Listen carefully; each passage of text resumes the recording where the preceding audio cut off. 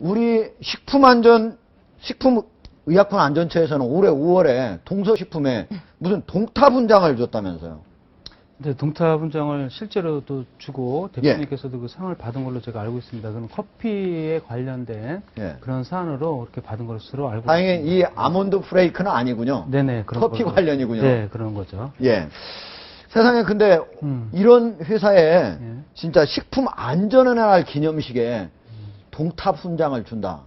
참 우리 국민들로서 이해하기 좀 힘든 그런 조치예요.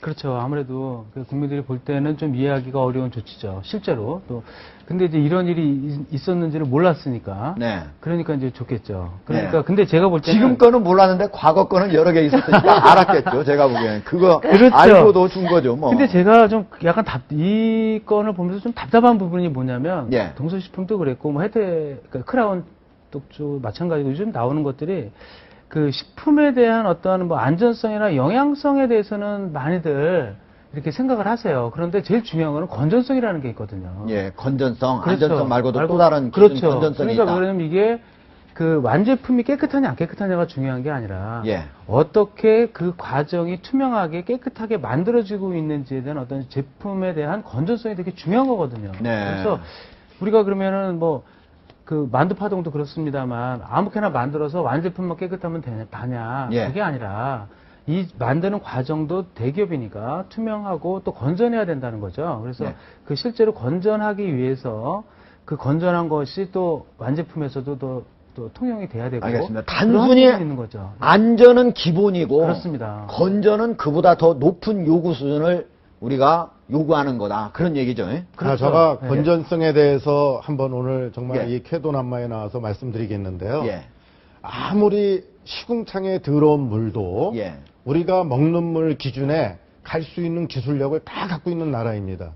이 화학 처리 잘하고 멤브레인 필터 처리 잘하면 세균 한 마리도 안 나오게 할 수 있어요. 음용수로 충분히 할 수 있고 그렇죠. 만들 수 있는 거죠. 그게 건전성입니다. 그럼 우리는 왜 이렇게 환경을 중요시하고 안전을 중요시하냐? 원수 자체가 우리 수도권에 있는 사람들이 먹는 물이 한강물이잖아요.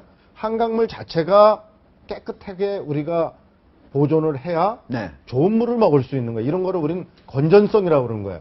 그래서 세계보건기구에서도 식품의 안전에 대한 이야기를 할 때 반드시 이 건전성을 이야기하는 거예요. 그래서 이제 우리나라도 이 건전성에 대해서 많은 관심을 갖고 식품은 제일 중요한 게 원료 자체가 중요하다. 이거를 요번에 우리가 좀 인식했으면 좋겠습니다. 그런데 이 교수 보면은 이번 이 사건에 대해서 처벌 조항이 과태료 500만 원뿐이 안 된다면서요. 그 이제 법률 조항상 실제로 이제 그 부적합이 된 상품에 대해서 리콜을 하거나 리콜을 안 했을 때에 그 해당되는 그 과태료이기 때문에 그건 이제 뭐 정해져 있는 거죠. 왜냐면 뭐 대기업이라고 그래서 뭐 많이 할 수도 없는 거고 그런 상태인데 이 파과라는 게 이제 이게 제조 공정상에는 어쩔 수 없이 나오는 거거든요. 이 어떤 완제품이 아닌 그러니까 그 제품들이 언제나 나와요. 왜 그러냐면 신제품을 만들 때 그 신제품이 안 팔리게 되거나 요즘같이 이렇게 다 그 문화 또 사람들도 있고 여러 가지 다양한 문화가 있을 때는 제품들이 여러 가지로 나오다 실패하는 경우도 많이 있습니다. 그럼 그걸 다 리콜을 하게 돼요. 그래서 구체적으로 사실은 이건 어쩔 수가 없어요. 그러니까 이런 어떠한 완제품이 아닌 그런 제품들은 나올 수가 있는데 이제 그것들을 좀 투명하게 관리를 하는 시스템이 좀 부족했다라는 거예요. 알겠습니다. 그런 것 때문에 좀 문제가 있지 않나. 그것과 동시에 처벌 조항도 좀 더 강화를 좀 시킬 필요가 있다고 보겠습니다.